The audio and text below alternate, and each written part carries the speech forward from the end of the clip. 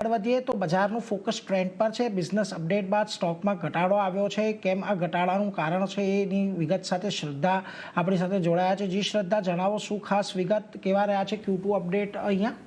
જી, ટ્રેન્ડમાં Q2 FY26ની business update આવતી જોવા મળી છે। રેવન્યુની વાત કરીએ તો Q2 FY26માં 5002 કરોડ જેટલા રેવન્યુ થતા જોવા મળ્યા છે, એટલે કે 17% YoY બેસિસ પર વધારો જોવા મળ્યો છે।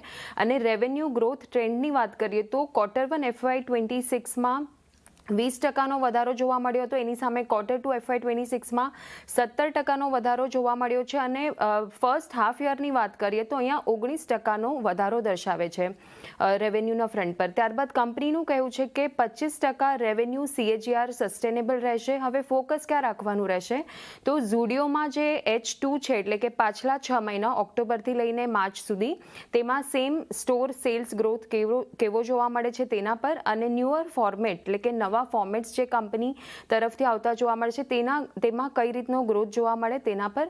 ત્યારબાદ મોર્ગન સ્ટેનલીની એક બ્રોકરેજ નોટ આવી છે।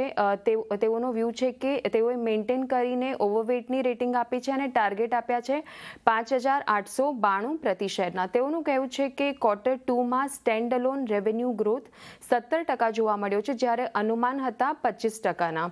તેમજ Q2માં standalone margin YoY basis પર 165 બેસિસ પોઈન્ટથી વધીને 17.5% થતા જોવા મળી શકે છે।